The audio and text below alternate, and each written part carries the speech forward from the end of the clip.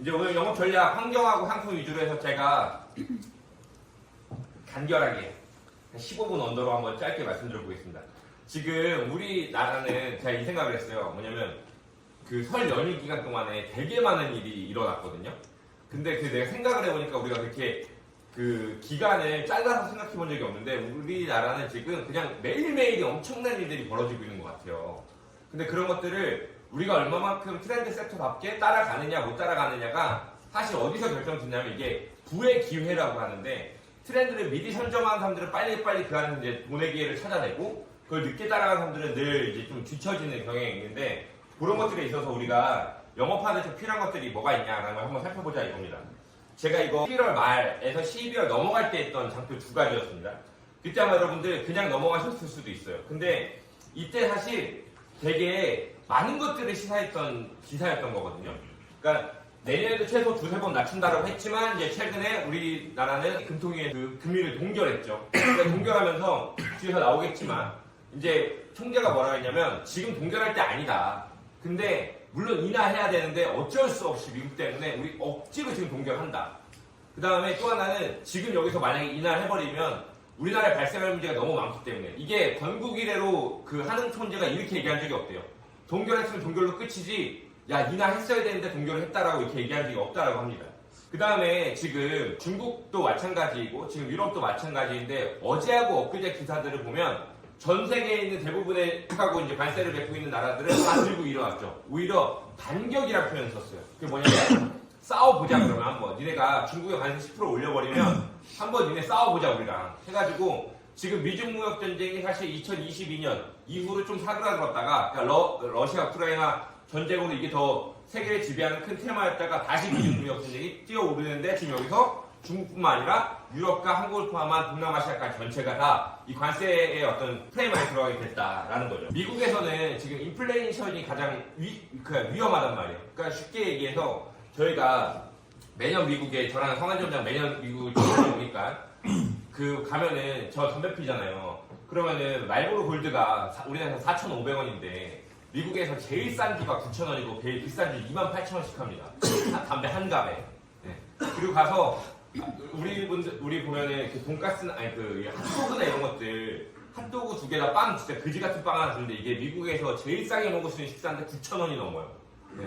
그러니까 그것처럼 인플레이션 엄청 이거다 보니까 미국의 금리가 거기에 맞게끔 움직인단 말이에요. 근데 이거보다 더 중요한 것은 무엇이냐면 미국의 소비자 물가 추이가 보시면 지금 계속 떨어지다가 다시 올라가는 추이를 보이고 있고 그러다 보니까 우리나라하고 지금 그 미국하고 기준금리 차이는 이 정도가 나버리는데 이미 이거 자체가 잘못된 거다. 왜? 제가 농담 삼아 이야기하지만 옛날에 지금 최근에 나오고 있는 드라마들 보면 이제 사극이 많죠. 최근에 그 원경이라고 해서 차주영이 나온 드라마 보면 거기 핵심이 뭐냐면 장원이 왕이 됐는데 지금 명황제가 이 국세라 이거 인정을 안 준 거야. 그래가지고 제가 인정을 못 받고 있단 말이에요. 지금 이제 드라마 시작할 때 보면은. 그게 뭐냐면 그때부터 우리는 사대주의 어떤 그런 게 있었는데 마찬가지로 금리도 뭐냐면 우리나라는 절대 미국을 추월해서는 안 돼. 그러니까 미국하고 금리가 맨날 똑같아야 돼요. 왜냐면 우리나라 미국에 대한 의존도가 너무 높기 때문에 미국의 금리가 높으면 뭐 아르헨티나나 영국에 있는 사람들, 외국에 있는 사람들이 똑같이 투자를 하더라도 야 똑같은 돈을 넣었을 때 달러에다 맡기면 4.5%를 주고 원화에다 맡기면 3%를 주는데 누가 대한민국에 있겠어? 라고 하니까 우리나라에 있는 투자 자산 자체가 다 미국으로 빠져나가 버리니까 원래는 미국하고 이 정도 차이가 금리가 나면 안 돼. 오히려 우리가 금리가 더 높아야지. 근데 애초부터 잘못됐는데 이 금리 역전차를 계속 줄여야 되다 보니까 금리를 못 내리는데 못 내리면 어떻게 돼요? 가계대출이 너무 높아지니까는 그 서민경제가 힘들어지고 그 다음에 뭐 무역관세나 이런 금리에서도 원화가치의 어떤 하락이 있기 때문에 세상 금리를 못 낮추는 거죠. 그런 부분들이 있고 지금 주요 기관에서 우리나라의 경제 전망을 2025년에 이렇게 잡았었어요. 근데 실제로는 어떻게 된다? 더 중요한 것은 근데 우리나라 기관들에서는 산업연구원에서 이렇게 2%대로 잡았지만 골드만삭스에서는 우리나라 성장률을 1.8%로 본다. 1.8% 본다는 것은 거의 그러니까 성장이 이미 끝나고 둔화되고 있는 정도를 1.8% 잡거든요. 그러니까 우리나라의 성장률은 더 이상 없다라고 보는 건데 심지어 잠재적인 경제 성장률을 1.8%부터 시작해가지고 점점 더 떨어져서 0%대 가게 된다. 그러면 전 세계 인플레이션, 그러니까 전 세계 모든 물가가 오르고 전 세계 경제 성장이 우리나라만 0%대면 우리나라는 점점 후진국으로 들어가는 것들이 지표로 예견되어 있다라는 겁니다. 자, 그래서 결국은 이러한 시점에서 강달러가 대비되면 스태그플레이션이라고 해서, 스태그플레이션은 뭐예요? 인플레이션은 물가가 오르는 거고, 스태그플레이션은 야 원래 물가가 오르려면 경기도 좋아야 돼. 근데 스태그플레이션은 뭐냐? 경기는 불황이야. 경기는 쇠퇴 국면에 있는데 물가만 오르는 거예요. 왜? 주변국의 영향 때문에. 이렇게 되면은 이게 이제 생지옥이 펼쳐진다라는 거겠죠. 그러니까 이런 것들은 계속해서 우리한테 있었던 이슈였지만 점점 이런 기사들이 5년 전, 10년 전에는 잠깐 나타나서 아 그런가 보다 했다라면 지금은 어느 언론을 따져보고 어느 정부기관 발표자를 보더라도 안 좋아진다는 것밖에 없다라는 거예요. 그럼 이미 우리한테 이제 체감이 된다는 거죠. 자, 간단한 고객 앞에서도 사실 몇 가지에 대한 그 경제 용어들만 제대로 알고 있어도 사실 그 설득하는 되게 쉬운데, 금리라는 것은 쉽게 정의하면 그 화폐의 가치예요. 미국의 금리가 높다? 달러가 높다는 거고, 한국의 금리가 낮다? 그럼 원화 가치가 낮다는 겁니다. 한국의 원화 가치는 엄청나게 낮은데 금리 3%를 유지한다? 낮음에도 불구하고 강대국 때문에 어쩔 수 없이 끌려가고 있다라는 거고, 성장률은 대한민국 투자의 가치인데 지금은 금리도 낮아져야 되고 성장률도 낮아져야 되니까 우리나라가 좀 쉽지 않은 국면에 있다라는 겁니다. 자, 그래서 이런 것들이 조금씩 제가 풀어나가는 겁니다. 그러면 이렇기 때문에 지금 대한민국에서 어떤 일이 벌어지고 있냐라면, 비교지옥에 갇혀 점점 더 행복지수 최하위로 가는 대한민국이라고 제가 이름을 정한 거는, 자, 보시는 바와 같아요. 우리가 최근에 있었던 거 있죠? 그 설 연휴 기간 동안 240만 명이 인천공항에서 나갔대요. 대한민국이. 실제 용객은 더 되고. 근데 그 상반기에 작년 상반기 동안 3,400만 명이 이제 인천공항을 통해서 어디 왔다 갔다 한 거거든요. 물론 2번 나간 사람도 있고 3번 나간 사람도 있겠지만. 그러니까 해외여행에 대한 수요가 매우 높아요. 이게 과연 우리나라가 경제 호황을 이루면서 해외여행에 대한 수요가 높냐? 그렇지 않죠. 아마 알고 계실 겁니다. 제가 이야기하지 않아도. 두 번째, 같은 맥락에서 보시면 신세계백화점 강남점 연간 매출인데 경기 불황이 가고 막 다 죽겠다고 하는데 백화점의 매출은 올라가고 있어요. 연령대, 우리나라 연령대별 그 명품 구매 비중을 보면 30대가 가장 높다라고 합니다.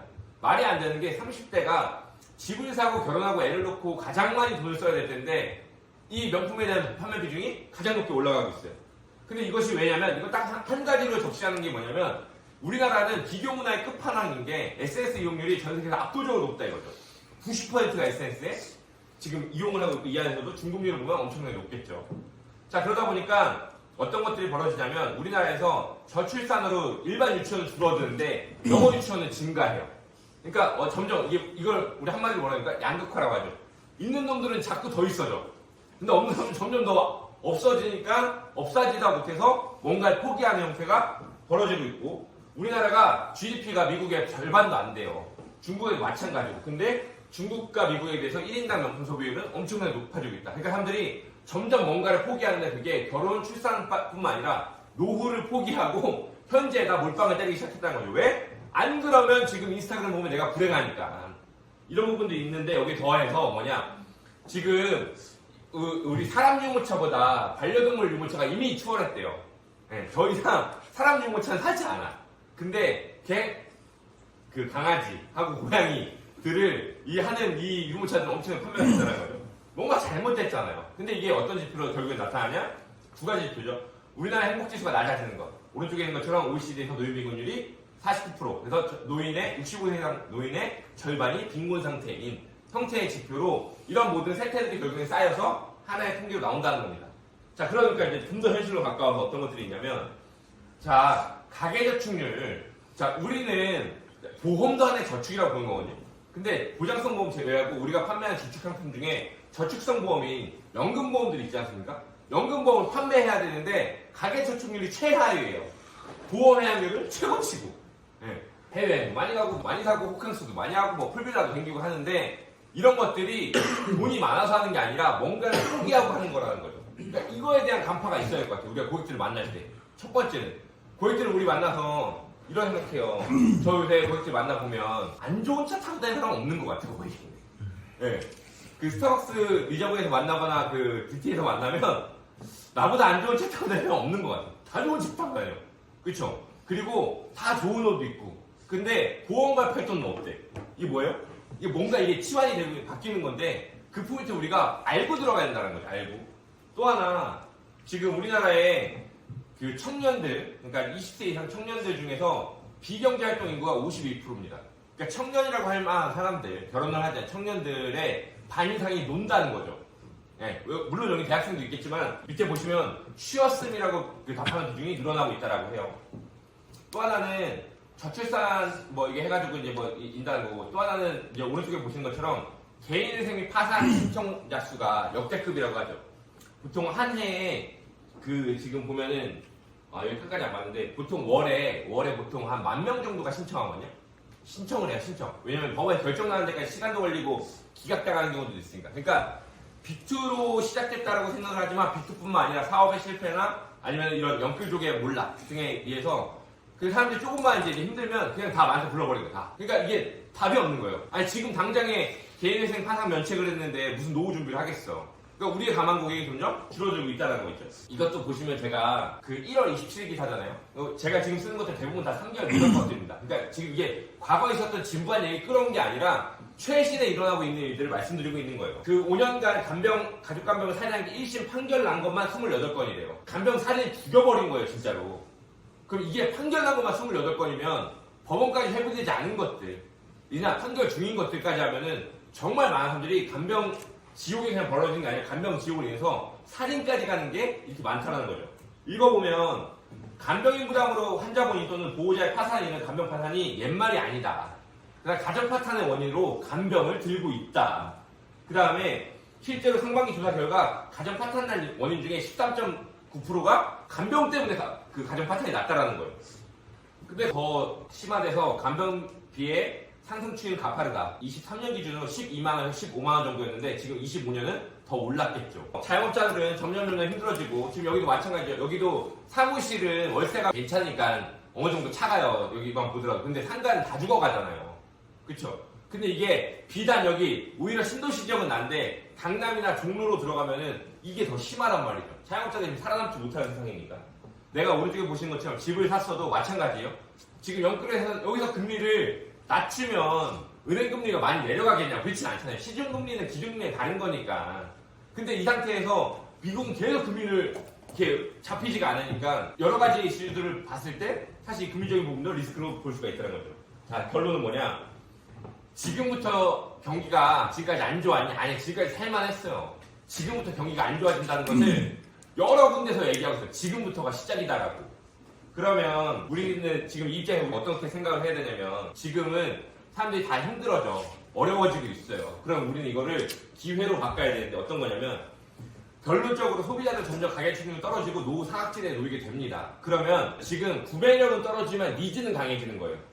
사실 지금 당장에 뭔가 저축을 해야겠다는 이런 의지는 떨어지지만 내가 뭔가가 부족해지고 있고 불안해진다라는 니즈는 확실해진다고요. 이게 예전에는 어중이 떠중이도 좋은 연금보험 상품을 가지고 나가서 팔면 팔렸지만 지금은 실력 있고 설득 있는 사람들, 어떤 기회비용에서 내가 내 상담을 통해 가지고 그 노후라는 것을 좀 더 끌어올릴 수 있는 역량이 있는 인원들한테는 이제 지금부터 이거보다 더 좋은 밭은 없다라는 거죠.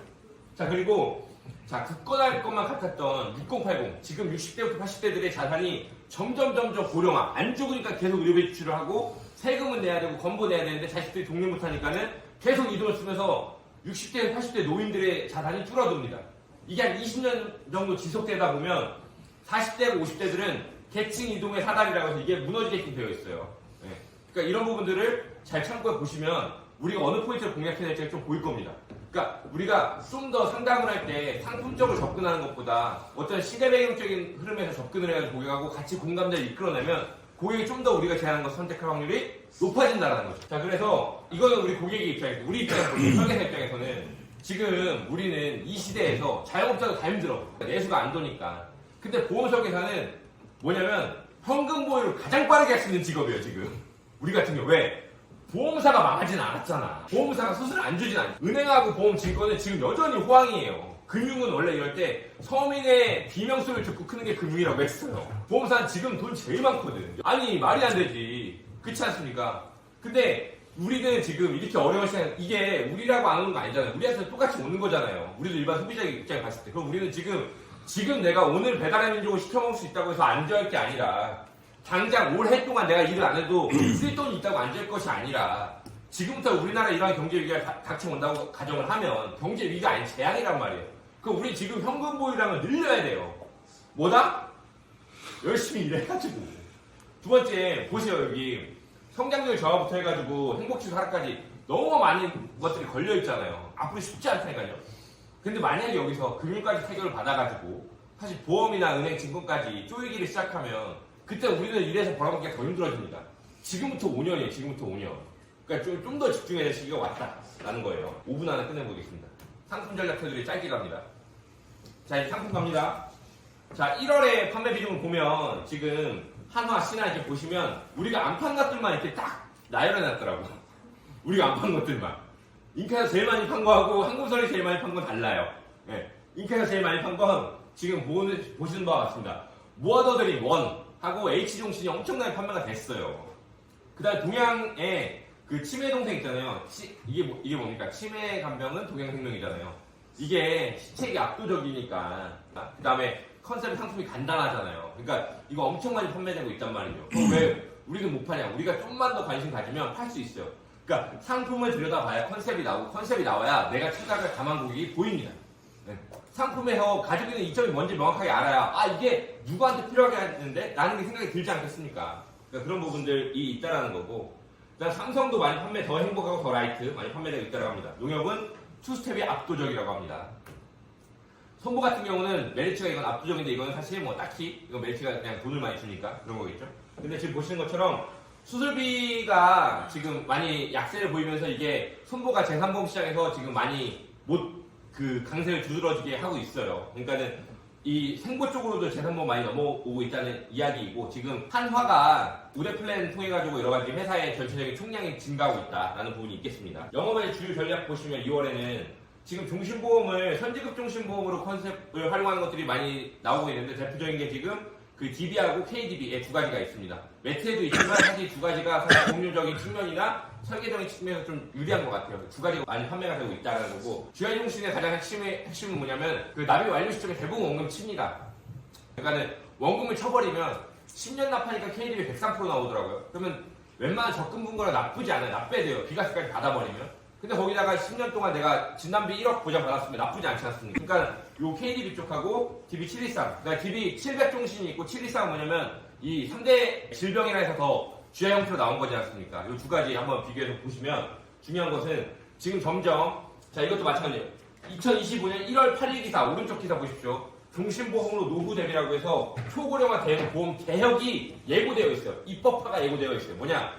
전매에 가까운, 그러니까 생명보험의 전매 형태를 우리나라 점점 제도화하겠다는 겁니다. 왼쪽에 보시는 것처럼 미국과 일본은 모두 생명보험 전매 제도가 지금 시행되고 있죠. 이 시장이 2,000조가 넘는다라고 해요. 근데 대한민국은 막아왔단 말이에요. 왜? 인권 그런 거 해가지고 그 존속상이나 이런 것도 일어날까봐. 근데 이것을 지금 시대에서는 국민연금, 자기네도 국민연금에 자신이 없는 거죠.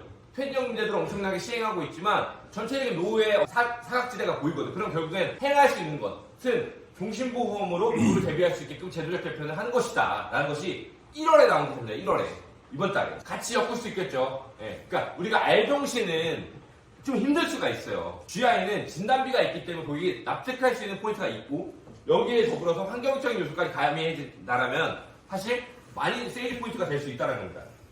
두 번째, 결국에는 지금 연말정산 시즌이 가까워서 1월부터 3월달까지는 직장인들이 1년 중에 유일하게 세액공제에 그 관심을 갖는 시기예요. 그럼 이때는 이때는 우리가 세액공제, 연금저축과 연금보험, 연말정산에 대한 기본적인 이해가 있는 상태, 약간의 공부하면 됩니다. 유튜브 한두 편만 보면은 연말정산 플로우는 그냥 들어와요. 그거 가지고 고객들을 만나서 고객 관리적 차원에서 고객들에게 플로우를 설명해주고 간소화 서비스 같이 들어가 보면서 야 이미 오래전 끝났잖아. 26년 연말정산 때는 한 300 정도 환급 받아보자 라는 목표를 가지고 어떻게 컨설팅에 나가냐. 그 와중에서 고객이 세액 공제에 대한 이해를 하게 되고 세금에 대한 이해가 돼서 야 그럼 비과세가 되게 필요한 거구나 라고 할 만한 포인트들을 설명을 해주면서 공감대를 이끌어내면 우리가 비과세 연금금도 요새 워낙에 잘 나오니까 할 수 있다는 거고 여기 보시는 것처럼 지금 사적연금이 퇴직연금에 대해서 지금은 법무부가 안 합니다. 그리고 지금 그 언론에서 야 너네 결국에 때릴 거지? 그 국세청에다가 그 건강보험 공단에다가 너네 결국에는 퇴직연금도 부과할 거잖아. 건보 산정할 때 퇴직연금 받는 거 산정할 거잖아. 이렇게 얘기하니까 그 보건복지부가 야 우리 확실하게 정했어. 일단 일시금으로 퇴직금 받는 건 우리가 건보부가 안 할게 라고 냈어요 입장을. 근데 여기서 빠진 건 뭐냐면 퇴직연금을 수령하는 거는 지금은 안 하지만 어떻게 될지 모르겠어 라고 해서 지금 두고 있단 말이에요. 그 우리가 IRP나 퇴직연금 대별되는 것들이 건보 산정에 어떤 리스크가 있다고 하면 남는 건 비과세밖에 없잖아요. 네. 그 다음에 수익률 자체가 못 따라오잖아. 수익률 자체가 제가 예전에 은퇴설계 전문가가 전에 보여드린 것처럼 평균적으로 우리나라 증권사에 있는 퇴직연금 수익률들 평균이 3%입니다. 왜냐면 펀드 포트폴리오를 그렇게 구성할 수가 없어요. 공격적으로. 근데 비과세 연금보험들을 보시면 기본적으로 우리 여기 나온 것처럼 우리 유지점장이 올려주셨지만 아니 대충 받아도 3배는 받잖아. 내가 3억 내면 10억 받는 거고 근데 많이 받으면 5배까지 받는다며요. 그러면 1억 내면 5억 받고 5억 내면 25억 받는 거 아닙니까? 연금으로. 그럼 나쁘지 않잖아요. 나쁘지 않은 게 아니라 엄청나게 파격적인 거지. 근데 이런 거에 대한 이해도가 딸리기 때문에 거기에 선택을 주저한다는 거죠. 근데 이거 어디서 많이 가입한다? 반카에서 가입한다. 은행 가서 은행 직원은 신한은행, 국민은행에 공신력이 있기 때문에 이들이 요거 하나 하세요 하면은 적금 만들어 갔다가 카드 재발급 받으러 갔다가 한다더라 라는 거니까 이건 열려있는 시장이라는 겁니다. 열려있는 시장. 자, 무사고 할인형 보험에 대해서 좀 관심 가져봐야 됩니다. 과거에 이거는 뭐냐면 다 리모델링 컨셉이에요. 과거에는 일반형으로 가입을 했었는데 야 나 일반형 한 3년 정도 냈는데 지금 무사고 할인폭을 계산해보니까 나 빼드네? 한번 바꿔볼까? 라는 생각을 할 수 있는 컨셉의 보험들이 많이 나오고 있으니까 이거 체크해보시라는 거고.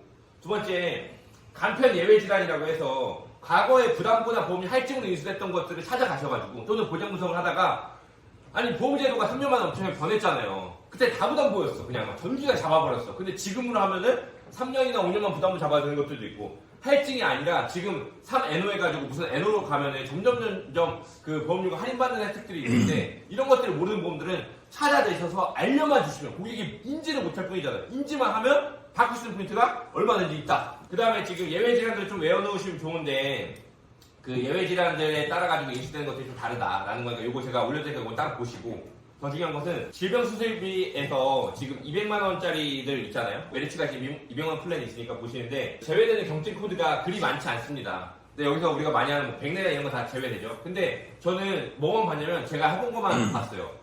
치질 수술은 예외 질환인가? 봤더니 예외 질환 아닌데 되게 많더라고요. 그냥 200만원 주는 되게 많더라고요. 네, 그러니까는 사실 우리가 각자 경험에 의해서 내가 해본 수술이라는 게 내 가까운 사람들 중에 되게 별거 아닌데 큰 돈 안 드는데 되게 회복 빠른데 질병수술비 200만 가입하고 있으면 나가는 것들 있지 않습니까? 이것도 가지고 또 그 고객분과 대화해보시라는 거고 다빈도 질환, 무릎관절 뭐 많다고 하니까 있고 그래서 손보는 제가 오늘 저녁에 상품 전략 다시 하죠. 황희태 단장이 그거 좀 더 눈여겨보시면 좋을 것 같은데 우리 사업단에서는 지금 생보 쪽을 보시면 GI는 DB랑 KDB 가보셔라. KDB. 그 다음에 연금은 우리가 변액 있으신 분들은 톤톤행 연금 가보시고 변액 없으신 분들은 백세만족 가보셔라. 백세만족은 환급률이 기가 막힌다. 라는 거니까 고객들이 납득할 만한 환급률이에요. 종신은 700종신하고 그 KDB 트리플 찬스 단기납은 취향껏 환급률 높은 데랑 수술 비교하셔가지고 가시고 경인연기는 DB, KB, 교보 이렇게 가보시면 좋겠다. 라는 부분입니다. 제가 말씀 좀 마무리해 드려보도록 하겠습니다. 제가 좋아하는 게 서영진 회장의 그 사람을 좋아하지는 않아요. 그 사람 한 말을 좋아하는 거예요. 그거 이제 고맙다, 미안하다, 죄송하다, 수고했다 이 네 가지만 잘 얘기해도 인간관계 대는 지장 없다라고 하는데 특히나 이런 것들이 사람을 상대하는 영업사원들은 더 중요할 것 같아요. 제가 사업단장으로서 영업적인 측면에서 말씀을 드리면 내가 먼저 좋은 사람이 되어야 좋은 사람들이 오는 것 같습니다. 제가 아마 주변에 사람들이 이렇게 물어봐요. 사업적 어려운 시기를 겪었으니까. 겪었을 때도 제가 왜 소생할 수 있었냐면은 가진 게 하나도 없는데 주변에 저를 도와주는 사람들이 진짜 많았단 말이에요. 이미 저랑 오래 해보시면 다 아시겠지만 근데 이렇게 느끼시고 저 사람들 왜 신혼을 도와줄까? 라고 생각을 하셨을 수도 있는데 제가 그들을 평소에 많이 도왔기 때문이 아닌가 싶습니다. 그 능력 있는 세일즈맨은 실제로 여러분들이 어려운 상황이나 이런 게 닥쳤을 때 그냥 묻고 따지지도 않고 에잇하고 그냥 여러분들 부탁을 들어줄 수 있는 뭐 어디까지 와줘 이런 거 와줄 수도 있고 야 뭐 좀 들어줘 하면 뭐 좀 들어줄 수 있고 이런 것들이 내가 뭐가 필요할까 좀 줘봐 라고 하면 줄 수 있는 것들이 사실 한 5명쯤은 항상 있어야 되는 것 같거든요. 근데 이게 먼저 좀 선행이 돼야 될 것 같습니다. 아무리 우리가 여기서 떼 빼고 광내고 내가 박사고 뭐 어쩌고 저쩌고 하더라도 사실 내가 인간적인 매력이 없으면 영업은 안 되는 거거든요. 네. 그러니까 영업이 잘 되는 분들은 결국엔 인간적인 매력이 얼마만큼 있냐인 것 같아요. 근데 그 부분들을 의식적으로 하면, 그러니까 내가 타고난 본성을 바꿀 수는 없겠죠. 근데 영업적으로는 그 누가 얘기하면 가식이라고 얘기할 수도 있겠지만, 영업적으로 내가 좋은 사람 돼야겠다. 내가 먼저 베풀고 선행을 하고 내 주변이나 내 기존 고객들, 내 가족들한테 먼저 내가 뭔가를 좀 도와줄 수 있는 사람이 되겠다라고 하면 사실 그게 나중에 더 큰 영업적 성과를 다가올 수도 있다는 거예요. 그런 부분들을 조금 한번 보완해 보셨으면 좋겠다라는 말씀 드립니다.